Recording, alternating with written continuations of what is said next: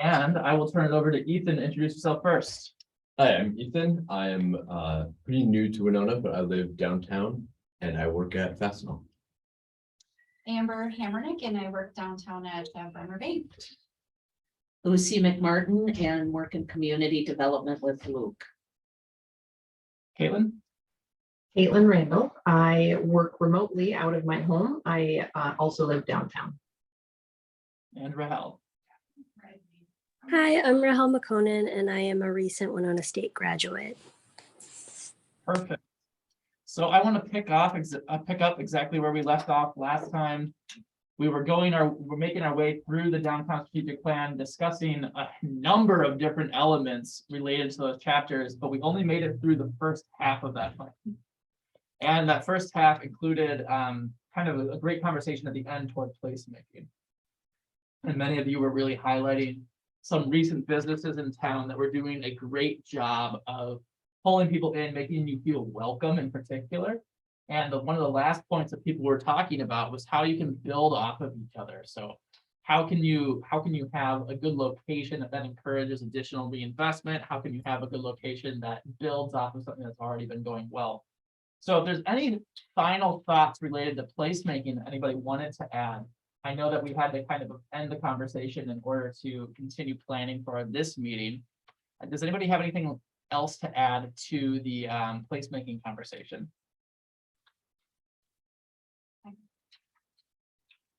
I'm seeing some head shakes. Nobody's unmuting themselves. We're feeling pretty good. Hello, Caesar from the Winona Post. We want to make sure that we recognize that you are here as well. Hey, good afternoon, everyone. And so with that, we'll go ahead and dive into the public infrastructure component. So here on the screen, I have the summary for public infrastructure pulled up, talking about things like park improvements. So that was identified previously in our conversations, how it's important to have these connections to these different parks. Welcome, Mary. Thank you. Thank you. Hi. We just dove into talking about chapter 5, which is that public infrastructure component. So we are just now beginning. Stormwater improvements, so coordinating with placemaking action. So when we do a placemaking improvement like a streetscape plan, how do we make sure that our public infrastructure like stormwater is actually incorporated? Similarly, how can we review our things like stormwater management so that we are adding term extensions at the same time that we're going to be doing that? So they're vice versa, right? They build off of each other. And then additionally, communication improvements. We talked about that many times over the last meeting. And electricity improvements. So we have a lot of hanging wires across our community. We don't have a lot of buried electrical infrastructure.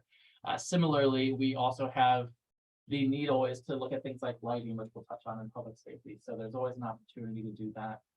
Are there any elements here of the public infrastructure components that you would like to expound on? And what really resonated with you? What didn't resonate? What do you feel fits? Do you feel that this section does fit the downtown and riverfront conversation?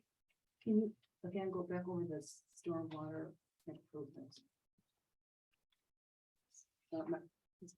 What you said. Oh, sorry. So coordinating to make sure that if we're doing a placemaking initiative, that we are considering that that's an opportunity to then reinvest in our stormwater infrastructure. So say we do a curb extension project, for example, to make it easier to cross the street. So it's going to lower our crossing distances, make people want to go across the street to shop at that other restaurant or that other retail location. If we're going to do that, maybe we should consider our stormwater improvements. So like expanding stormwater drain to a new standard, or if we have new pipes that we need to do, or vice versa. If we have a stormwater improvement program project, say we have to dig up pipes in the street, can we use it as an opportunity to rethink what that street would look like? So those types of elements.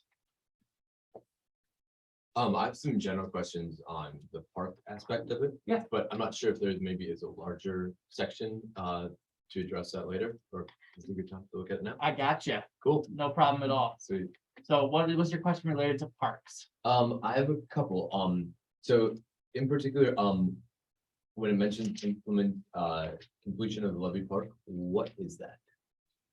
So Levy Park, as some of you may be aware, Levy Park, before it was redesigned a few years ago, it only took us through phase 1 of that redesign. So adding the bollards, limiting the amount of parking that was then a flexible, adaptable space. improving the amount of pavement that was there so that we could bring in things like food trucks or temporary installations, having art installation walls. There are plans to develop a second phase for that project, which would include another entryway to Levy Park along Johnson Street, another entryway along Walnut Street, and then integrating some of those other elements like Lot 9, which is that public parking lot. That if you went on the Engage Winona walks for the downtown component, we met in Lot 9. It's an underutilized parking lot. So there are a number of different improvements that need to occur for Levy Park in that phase 2 element that just haven't been solidified as a plan at this moment.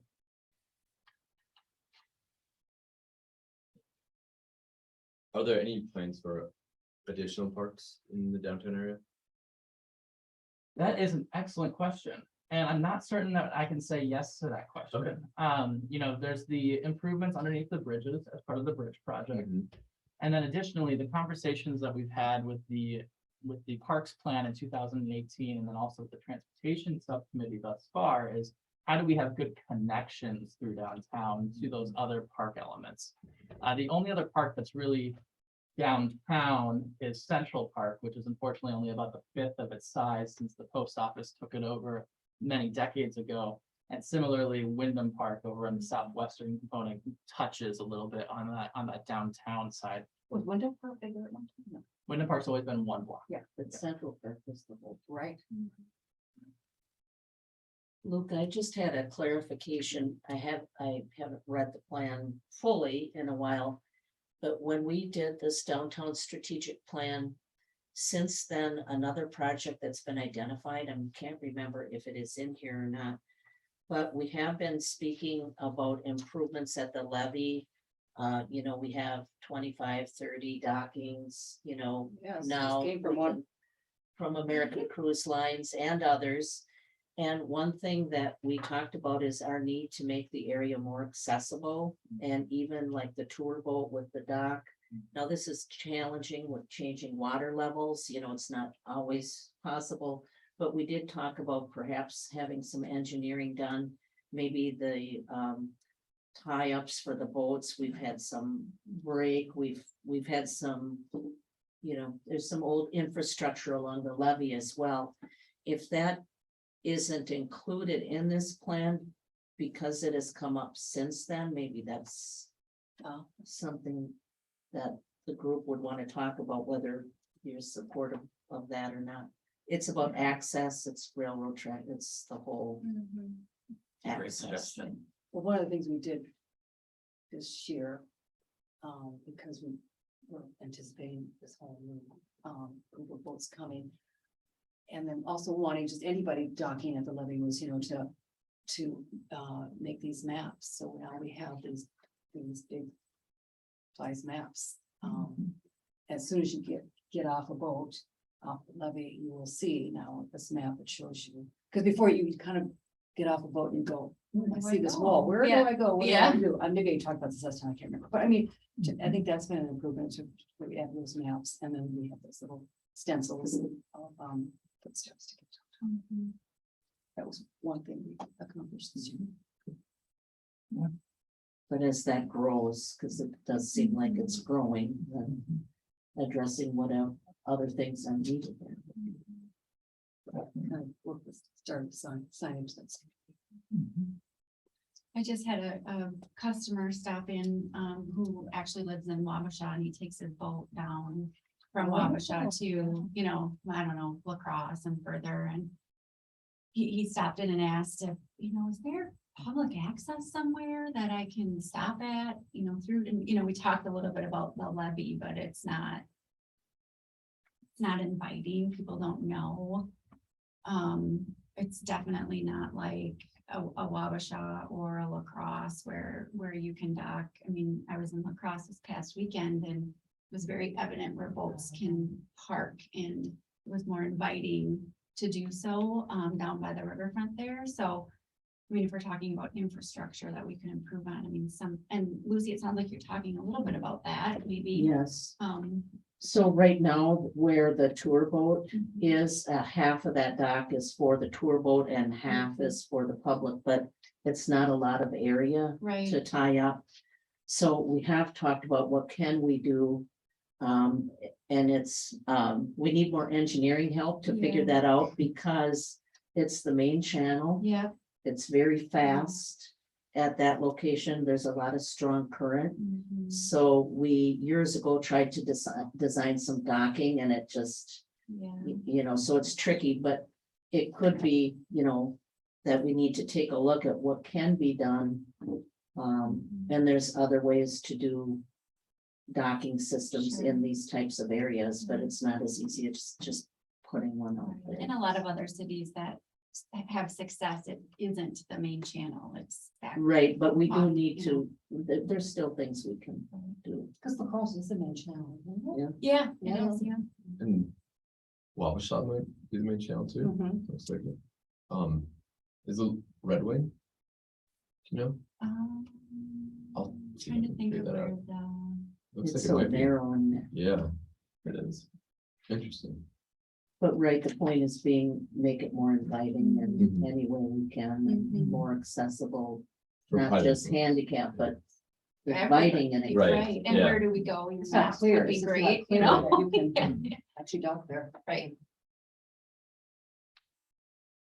Part of the conversation that we were just having regarding the Highway 61 interaction, and this was with another subcommittee as well, is when you enter the city of Winona, do you actually feel like you, as you approach the city of Winona, do you feel like you're actually seeing the Winona that we all want you to see and what we all grow and love, right? If you're coming in on 61 or 14, you're approaching a lot of different strip malls, you're approaching a lot of different fast food and gas station businesses.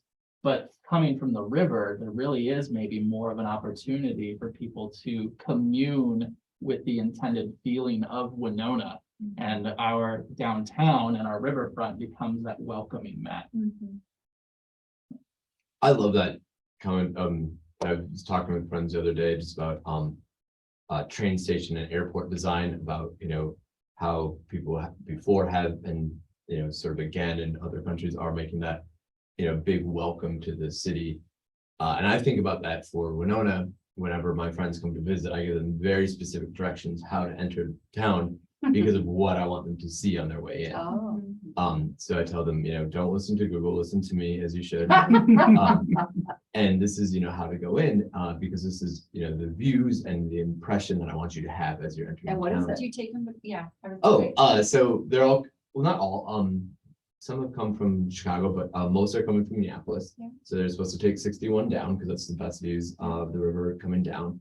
And then turn left onto Huff and simply go down Huff between the lakes. Yeah, that's exactly That's what I cool. was gonna say. Is that where you take them? Yep, Yeah. take it right on Third, so it's simple as well. Yeah. But then you go under the bridge, you see the courthouse, and then Absolutely. right to my house. Yeah. So yeah, Mhm. yeah, I like thinking about that, and especially for the river, I think that could be a great place to really do that. We do have that. Is it still there? It's always in my mind, but then the riverboat, like, is it still on the corner there? It is still by there. Huff and 61? The vote on this. Yeah. Yeah. Yeah. I mean, it's like. Well, we have And a there is real a group movie that now. does We pick that did. up, yeah. Yeah, Robert. And that's a really great point is, you know, when you enter Winona along Puff Street, do you feel like that street in particular feels like that welcoming? Do you know that downtown is there? If you don't have a good friend like Ethan telling you that it will direct you to downtown, yeah, are there public infrastructure improvements that we can do, thinking about streetscapes, thinking about lighting, thinking about banners along that route, which currently are rented by Winona State? Do you actually feel like you're approaching this great historic hub of this region? Could be better. It Certainly. feels like it because we know it, but it Yes. could be better for somebody from the outside, whether it's the lighting or more signage or Completely, really making a splash. Yep. Yeah, making it obvious. direction. Yeah. Absolutely. Make And it I have, obvious. I'm taking notes for you too. I'm sorry. No, feel free. I love that Because there's phrase, make it Specific obvious, right? signs, Yeah. you know, that say, you know. Yeah, History Center or Minnesota Art Museum, but there isn't really a sign. It's historic downtown. Yeah. you know? And maybe not big enough and obvious enough. Sure. And you know, obviously not just signage, you know, also just the way things are designed, I'm sure has, you know, huge impact on that. But I've come away from, you know, last meeting and watching the first one, thinking about that, about making things obvious. And to me, it's, I do a lot of research before I go places or to, try to learn about stuff. And so a lot of things that people seem to not know about, I generally do because I put in a lot of effort. It's not always obvious. And I think that, if we're trying to market, trying to sell the city, we do need to make it obvious and easy. Obvious and easy, I think are important for that. Especially when you're not driving right into what we want people to see. Right. Rahel, Caitlin, we haven't heard from you yet. I've seen a lot of head nods, so I'm assuming you're on board with the conversation, but is there anything you'd like to add? I don't really have anything to add. I think that the conversation is on track with what I would like to see also. Yeah, I definitely agree, especially being someone that's from the cities and came down here for school. When I first came to Winona to kind of just visit, I felt almost like I didn't know where anything was, especially like the downtown area. And like it didn't feel as inviting as I would like it to feel or as like advertised, because I kind of took me a while to figure out where everything was and what are the best places to see and things like that. So I definitely agree with what everybody else is saying. So As Because I also think there's not really, something that directs you towards the river, like, if you want to find the river, this is where you find it. I think a lot of people end up not even getting to see this wonderful river we have. there's not much that easily funnels you towards it. And- Over certainly, but And being that it runs kind of east and west here, it might confuse. people. Yeah. So, one thing I wanted to mention as we're talking about driving and then boating as well, and I love thinking about boating as a form of transportation, is also, hope we can talk about a little bit about the trains and what it looks like to enter from the Amtrak station, especially as the second train is coming online in the relatively near future. I think it'd be great to make that also a place, to make it obvious where to go and to feel invited from. Luke, is the transportation committee also looking at train or second train, or hasn't that come up yet? It has come up. Yep. Okay, Yep. So we will be adding a section there related to rail. okay.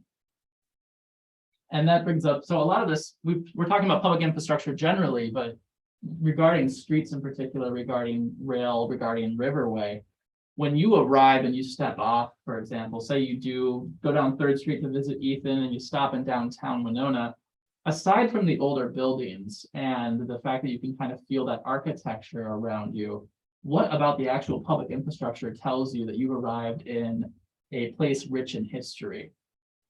There's this concept that Chaska uses called heritage streets, and they actually took a whole bunch of salvaged bricks from Minneapolis and put in brick infrastructure in the middle of their streets so that it felt like you were in their core historic downtown right away. You felt that it was tactile. So you felt it as you rumbled over them. You felt it as you walked across the street. It was a visual cue. Do you feel a similar cue when you're in downtown? Does the lighting feel like it's going to be human scaled for you? Not particularly. Not that I've noticed. Say in summer, the hanging plants are, one small kind of cue that I'm, somewhere intentional. But other than that, I don't see a whole lot of it. Somewhere intentional. That's really good language. I like that phrase a lot. All right, I do want to move us on because we've already spent 20 minutes just talking about one element here. We're never going to make it through this plan, folks. So let's go ahead and take a look at redevelopment. So we have 2 key redevelopment initiatives named in the downtown strategic plan, and they are continuing the momentum for Opportunity Winona. For those who are not familiar, Opportunity Winona is a joint partnership with the Port Authority and private partners to identify redevelopment locations in the core of our city and really help usher those projects through. So there are a number of different successful projects ranging from smaller scale individual sites to large whole block projects that the Port Authority and Opportunity Winona have been able to be a part of. So really identifying where is there underperforming land and how can we capitalize on it? I think one project that's often pointed to, and it's been going on for a long time, is the 60 Main project, which is a city parking lot, which is now slated to become a large development. Similarly, encouraging mixed use and higher densities where appropriate. One of the things that came out in our last conversation was how do we get more people to downtown? Because more people support businesses, more people support new arts organizations, new festivals, more people breed connectivity and livability. Was really one of the takeaways I was hearing from this group during our conversation last time. So I feel like those two elements probably resonate pretty deeply with this group. Is there anything that you'd like to add from that section that maybe isn't quite there?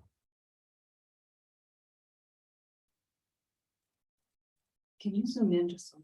Yes, of course, I can always zoom in more. The one thing that I was thinking about with this is, I'd be curious, and this might be a lack of knowledge on my part. If there's any survey or kind of feedback from the business community about what would make it easier for people to start businesses downtown. My impression from 60 Main, and this could be completely off, is that that seems like something that the city wants to happen and is trying to get somebody to do it. I'm curious about things going the other way. If there's businesses that people want to do or have thought about doing, but have some sort of roadblocks in their way to do that, especially downtown. The Economic Development Committee that I staff is one of their goals and objectives, entrepreneurship, in particular downtown.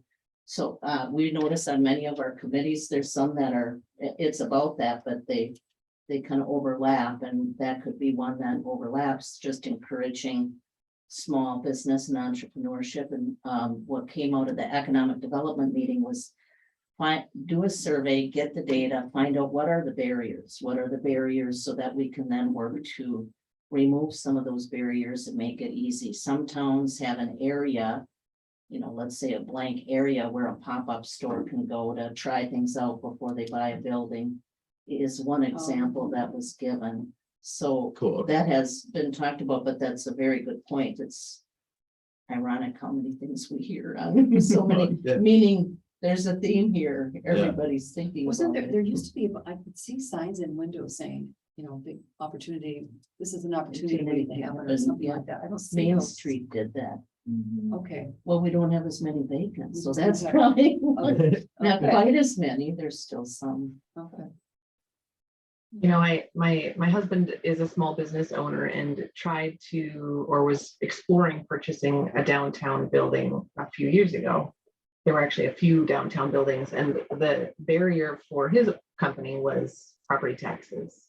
It was something like $12,000 a year, where they ended up buying a property in Goodview, and it is less than half that for property taxes. And as a small business, that adds up, really fast. So from personal experience, that's one reason I think that there's barriers. Yeah, and I mean, I was just gonna say from a banker and banking perspective, I mean, it's just not easy. Everything, all the stars have to align, right? I mean, so it's not necessarily city roadblocks. It could be financing, it could be who's trying to make it happen, unfortunately, and then, or maybe not knowing who to go to. And I think the chamber's done some good things with how to start a business. Excellent. I mean, it's That's one amazing, of but my 30 years. Yeah. how do people find it, and then where do you go? So there's things out there, but I don't know that everybody is so different. Every person is unique in every situation, and I don't know if we'd be able to pick, solve for all of them. Those are really good suggestions. Any other suggestions to add to this section?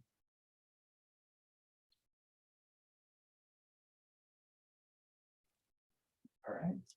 Sounds good. We can continue on our way. Chapter 7 focused on parking, and there is a more robust, of course, full section here. And one of the things from our 2007 comprehensive plan is this perception of not enough parking in our downtown. And we've done a parking study. The county has recently done a parking study to their jail project. We know that we have an adequate supply of parking. but how do we actually communicate that to the public? How do we manage it as well? You know, there's recommendations for management as well. And then how do we continue to make sure that they are actual facilities that people want to use? We talked briefly about lot number 9 related to Levy Park already, but that's also a lot that sees about 10% utilization most of the time, even though it has 96 spaces in it. So how do we get people to want to use that? And I'm going to highlight lighting is always one of the concerns, right? How do we know that we can even go park in those locations and feel comfortable when the workday ends in the middle of winter and it's already dark out? How do we feel comfortable getting there on sidewalks? How do we feel comfortable crossing different railroad tracks? So Why related don't we to, put the boutique hotel there, why don't we put a boutique hotel Is it- there? since nobody's parking there? We could be doing a lot of different Too things. small. otherwise. So Right on. does the- anybody have any recommendations related to parking? We did touch briefly on this in our last meeting as well, talking about trying to remove parking as a barrier to people living in downtown. Say it again. How do we? Last time, Aaron Young recommended looking at parking minimums to make sure that we care more about getting more people to downtown than long-term storage of cars, basically. So use that space to house people. Do other, and I don't know the answer to this, but do other communities offer incentives for people to park in certain places or? Yeah, so parking management, oftentimes the most valuable parking spaces are those that are in front of businesses, right? So if you want to incentivize turnover of those spaces, you'd look at a parking management like something like 1 hour free or 2 hours free to turn them like a table, for example, at a restaurant. And then encouraging people to park on the periphery in lots Right. would be the general goal with that. In that parking survey, did they survey people? I mean, ask people? Right. Yeah, there was some conversation with people related to how they use parking, and there was observational studies as well. And the city has also had conversations, or also followed up with their own parking surveys as well. I think that one of the things that we haven't done necessarily is have a conversation with, say, 3 blocks of downtown and say, how do you want to see parking for your business? How do you utilize it for your employees? Everybody loves a good survey, right? And we do a lot of them. So maybe calling for a survey sounds like it might not be a huge action item, but it really would be enlightening. You know, when I think about this, I think about the block that has like Herberts and Gerberts and Great Hunan and then you have Wells Fargo across the street and Nola's around the corner from Herbs and like I know people get like when it's busy down there and all of the parking spots there are full and you just want like 5 minutes to go pick up your Chinese and people end up in the alley. And I think that's when people get frustrated about parking. So how do we, you know, to your point, Luke, what do the businesses feel? What would work? Because there's nowhere to go. Like you can't, I mean, there's the 10-minute parking. There is one in front of Wells, I think, or on the side there. But it's always full at the busy times. But then is it education around, there's other places to park, but you might have to walk, you know? So, I mean, that's the challenge I think that we face, but that's where I get a little bit more frustrated. I couldn't pull up to the business and pick up my stuff. But that makes sense, especially as it differs between different types of businesses. That is a very congested area. Now that Or even the corner of Blooming Grounds, that's that Yeah, same yeah, sort of that's situation, yeah. Yeah, again, that's a pickup sort of thing, where I see people stop, park where there's not a parking spot and nearly block the intersection. Or maybe it's really busy because they are at the restaurant and then you can't get into Heart's Desire. You have to park like 2 blocks away, you know, which is fine, but that's 700 feet, right. very far Because there away. is an issue, but that's the perception, like that's too far for people. Right. in this. Rahel, I saw your hand up real fast. Sorry.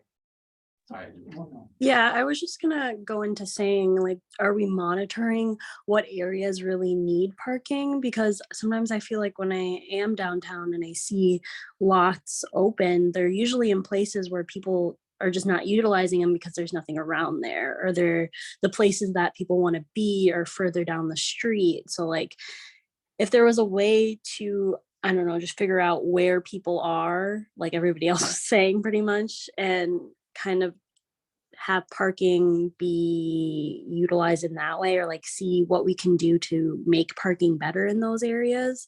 Cause I know like if you go down 3rd Street at any time of the day, there's barely any parking because majority of the stores downtown are on 3rd Street or 2nd Street or like that mid area. So if there's like a way to figure out or incentivize people to start parking in the lots instead of parking on the street, maybe we could get those lots to have more people utilize them. What would happen if we changed it to a 30-minute? Oh, we never got people. But the It's a good businesses would matter, love but it, yeah. right? But I don't know, so. And that might be a question, Mhm. is 1 hour enough? Is 2 hours Right. enough, right? Before you start cycling through all of that, rather than say, we have 12-hour parking in some sections of downtown, and we have some sections of even on-street parking, like along 5th Street, that are 20 hours. Mhm, Should we be really trying to market those more? Utilize those, mhm, like right in front of Bremer Bank? mhm. Yeah. Are there additional resources to look at, especially considering Winona parking? There, We have the parking study. yeah, go ahead. So we had a parking study that we can put out there for you to take a look at. And they did basically say there is sufficient parking in downtown Winona. In fact, I think it said even with the development at 60 Main, if I'm not mistaken. But what really came out of that study, which we can put out there for you, is a number of things, but one of it is utilizing the parking appropriately, like Rahel was talking about. You know, we have 12-hour parking that's empty, and then how do we encourage Mhm. maybe employees to park there and customers in the center? So it's utilization of the parking was a big issue. There's enough, but it's not managed or utilized to its peak as it could be. And then secondly, it's really hard to identify what's public parking and what's private parking. So how do you know Bremer Bank's parking is Mhm. Bremer's? Mhm. We don't have the blue peas anywhere on our Mhm. public parking. So for people outside or new to the city, it might not be familiar. Those are a couple examples, and we can put the parking study out there, but Absolutely. those two just are Mhm. kind of, there's many more, there's lots of data. Mhm. Excellent. Yeah, the one thing I learned from our last discussion about is that I need to learn a lot more. So with that parking study in hand, where does this, where does that go now? Where, with the study, how does that get implemented or not? And there's some of it is, do we have staff to manage parking enforcement, right? People going out and actually physically observing where the cars have been parking for more than 2 hours and then appropriately ticketing them. So that's partly management. The signage component that Lucy was mentioning, we've put in the budget previously that has never been approved for additional signage for all of our parking lots. We could be doing things like taking a look at different gate control options so that that's automated as well, but your costs are higher to doing that. Similarly, you can have an individual like me go out and count cars for thousands and thousands of data points, which I've done dozens and dozens of times, and create documentation based around that. And we did all of those, we suggested those things to city council 4 years ago, and we started taking them up, but sometimes you just have to bite the bullet on what is the next step. And to me, in my observations, a lot of it is enforcement. And finding ways to do that. If we started with enforcement and had a more perfect operating system, then we'd be able to more accurately gauge whether or not current rules are effective. Yeah. But there, some of the steps have been implemented. There were areas where we had blocked off, no parking. We didn't know why. For a business that was there in the 70s. Yeah, and so we did go through the plan and, make those corrections, Yeah. those real obvious ones that didn't have a huge cost associated with it. Some of them do have a cost that has to be evaluated with in the whole budget, which is what we're doing right now. But we'll put it out there, but it's funding and implementation. Yeah. And handicap access was one that's being done along Broadway. We're doing more downtowns. Yeah, so all of those improvements, and then this goes to that last chapter about public infrastructure improvements and pairing projects. If you have to resurface a public parking lot, for example, is this an opportunity to reevaluate access to make sure that we can add or remove a curb cut and add 4 more spaces, for example? Or is it an opportunity to say, we're at 90% utilization, we do need actual gate control on this individual parking lot, for example? So setting some of those goals in motion, which if this subcommittee thinks is important, we would definitely add to the comp plan for future action by city staff. I see head nods related to that. I mean, I think just from a little bit, I've talked with people about, what we talked about in here, parking does seem important just because people talk about it a lot and care about it. And a lot of times they are upset about it without any prompting. Kind of like you said, Yeah. if you change it for the better, people will still be mad. Yeah. Yeah, it's, I mean, you presented a study with the facts and people still don't really think it's true, is that right? What was the percentage? Over half, 70% of the people parked within a block and a half of the Yeah. location we were going. That's pretty ideal for the city, but Yeah. So I think, I'm glad you mentioned early on the communication about parking, that seems to be a very key thing.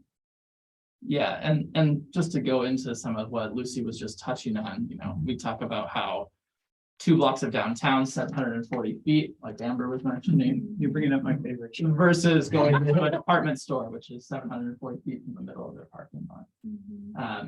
And this goes into the economic development conversation as well, which is, wouldn't you rather have tons of beautiful filled storefronts along this walking route that you could also pop into and spend your money and support a local business rather than just large expanses of parking, for example?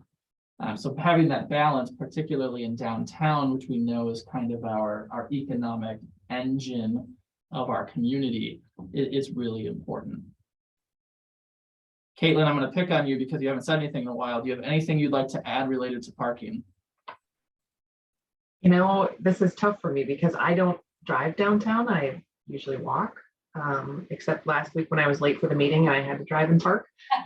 But I've never really experienced parking issues downtown. I am in the camp of more green space, less pavement. So I definitely would support exploring other options. I do think, though, that if we start looking at things like the automated arms for a parking lot, for example, if we're going to start charging for parking, that could be a barrier that we're creating for people to not want to go downtown anymore. And I totally understand that, because I also live downtown, I've never experienced really any parking issues, so it's hard for me to empathize. So I also, in addition to learning more, I need to empathize more. But I do also think that, again, that perception makes a big difference, that, even if charging is, the right thing to do, it'd be an easy thing for people to talk about and, talk badly about, like, oh, I'm not going to go downtown because they charge for parking now. One of the things that I think was discussed in the downtown plan, and I know it was discussed as part of the process of the downtown plan, was something like a parking improvement district, where if you did do charging like that, you immediately reinvested that into downtown. So things like streetscape improvements, using those monies for public projects that are actually viewed, you're more green space, less park or less asphalt, less pavement, line, those types of elements that really are viewed well. So if we do end up going with something like that, it's important to not lose sight of how are you showing, rather than just telling that there actually is return on this type of investment. It's a good point. That's, communicating that. I like that. All right, I do want to turn our attention back to our final section. Any other final comments related to parking? You hate it, you love it, you don't want to see more of it, you do want to see more. All right, everyone just kind of nodding their head in agreement. We've exhausted this until the next meeting. Public safety is our last chapter. Well, our last chapter I want to discuss here today, because the final chapter of this plan is actually focused on implementation. But as we look at public safety, who's using downtown, and is it actually safe enough that people feel comfortable moving about it? And Caitlin, this is something that you actually mentioned, I believe at our last meeting, is you like to take your children to places like Levy Park. But is there a time frame where you don't feel comfortable doing that anymore? And is it because of things like lighting and how we've created our spaces in downtown? Is it because we have vacant parking lots where after the workday there just aren't cars? How do you feel using our downtown spaces as somebody who does bring their family to downtown? Well, they usually are in bed before it gets dark, so it doesn't really matter. But I think that improved lighting would definitely be on my wish list. And I don't know, just make it look nicer, I guess. Like all of the street lamps near my house are like the orange, I don't know if they're halogen or what they are, but the really outdated looking street lights. And I think having something nicer looking would go a long way to make it feel safer. But personally, I don't have any concerns about safety walking downtown. Perfect. And Ethan, I'm going to touch, since you also live downtown. Do you feel like there's enough activity to feel safe in your neighborhood, in your area where you live? No. Can you expound on that? Sure. I mean, part of it's just is in comparison, so I was in Minneapolis before where there was more activity, but shortly before I moved here, I was living in Seoul, and there's a lot more activity and a lot more lights at night, a lot more people, cameras everywhere. It's just a completely different environment. So, the change from, Seoul, South Korea to Winona, Minnesota is pretty drastic. And so by comparison, it's a tough move for me. And so just the lack of anything going on at night, especially when I first moved here, was what made me nervous. My general impression was, well, something might be more likely to happen to me in Minneapolis, but I have more options, I have more escape routes, I have more, more things I can do to deal with it. Something's probably less likely to happen to me here, but if it does, and that's it. So that's been my general impression. It's gotten better, but There's a phrase for that called eyes on the street. And Jane Jacobs, who is one of the seminal urban planners of all time, she talks about how there's this delicate balance in a healthy city where somebody is out there, the butcher is out there selling his meat, the people who are out there selling flowers are keeping an eye on things, etc. And it's an ecosystem that kind of builds off of each other. Definitely. And you view that as kind of lacking. So more investment in seeing activity in downtown would be beneficial in that regard. completely. Is there anything on this list here where we say, actually, hold on. Before I go into that, Mary, I do want to draw attention to you as well because of Visit Winona. Yeah. What do you hear from Visit Winona related to safety and how people interact with our downtown and riverfront? Do they feel that they are comfortable visiting at all times of the day, visiting for extended periods of time rather than just in one festival, for example? What trickles back to Visit Winona? That's a very good question. I can't actually answer that. I would probably check in with maybe Kate, who works for the visitor center and works with our visitors. So I'd be glad to do that. I just was gonna say for myself, I don't just living here for a long time and kind of coming and going from. I mean, I'll spend a lot of late nights downtown, but I would not feel unsafe. But I do think improvement is needed. I think it's kind of dingy looking, it really could definitely be improved in terms of night lighting and that.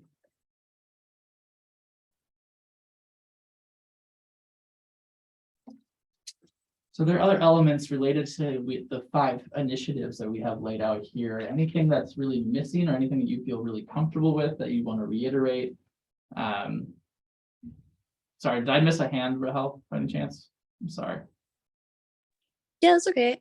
I was just gonna add, being a former college student, a lot of the things that I would hear from a lot of other students, especially in downtown at night at music festivals, whether it be steamboat days or just going out during the night in downtown Winona, is definitely the lighting or the the lack of a safe feel to it, like especially when walking from downtown to like Huff or getting home, going back to the dorms, things like that.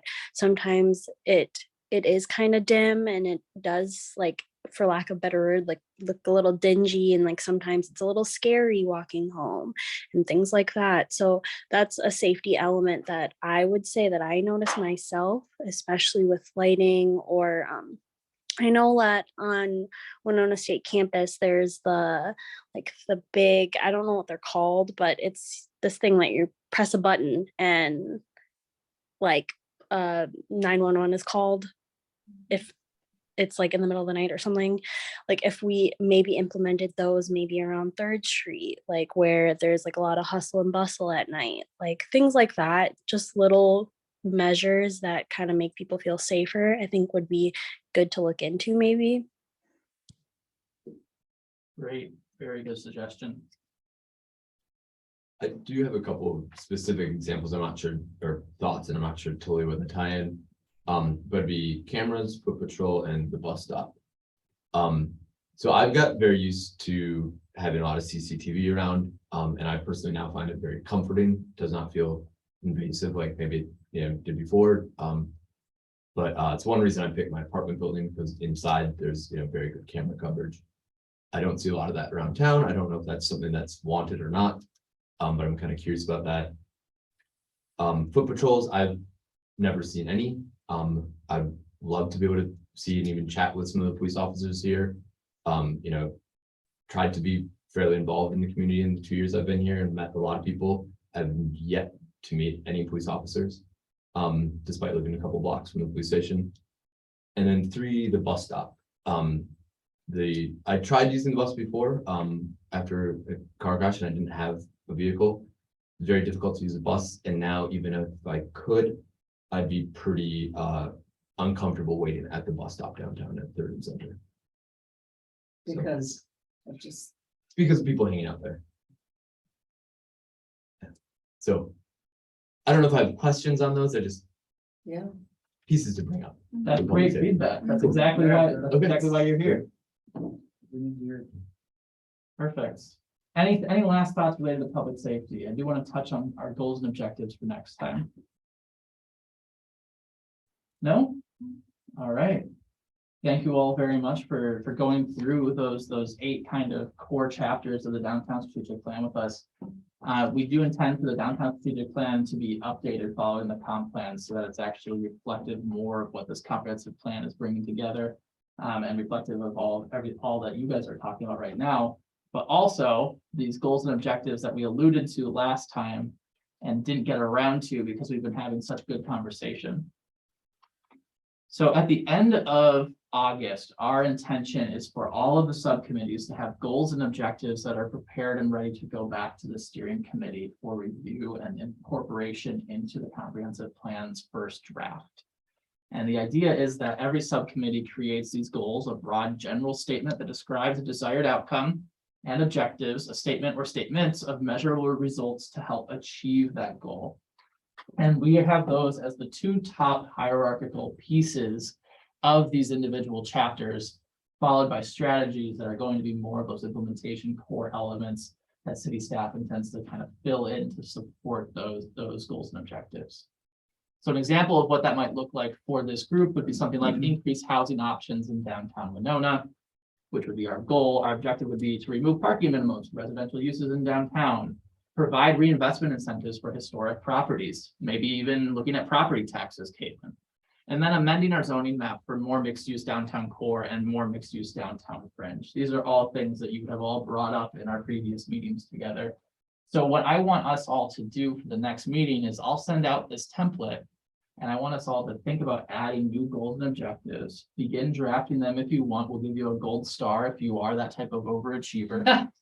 Otherwise, what we'll do over the next 2 meetings is we'll meet and kind of brainstorm and get some ideas on paper and then tailor them down.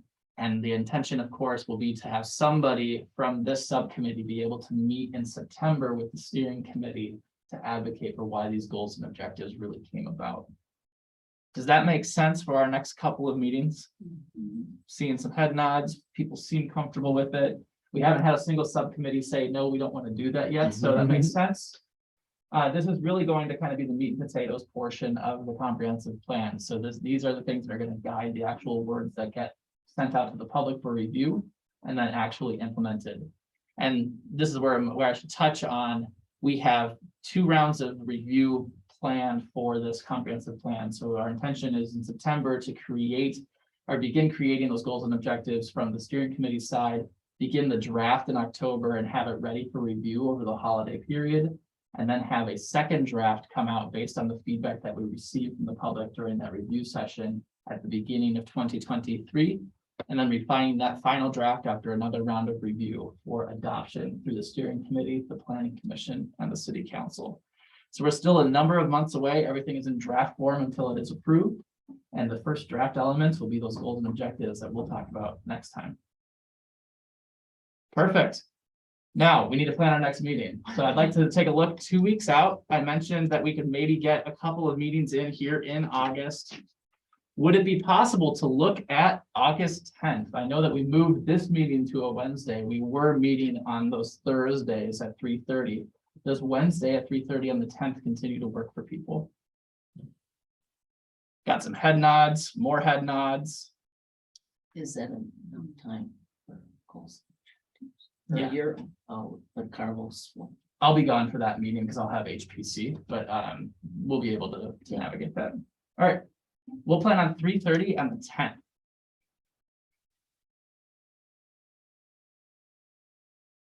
And with that, unless anybody has any final parting moment or parting thoughts related to the downtown strategic plan or the homework of beginning to work on goals and objectives, we can all go on our merry ways. All right. Thank you all very much for your time. You have all been wonderful, and I will see you on the 10th. Thank you. Bye.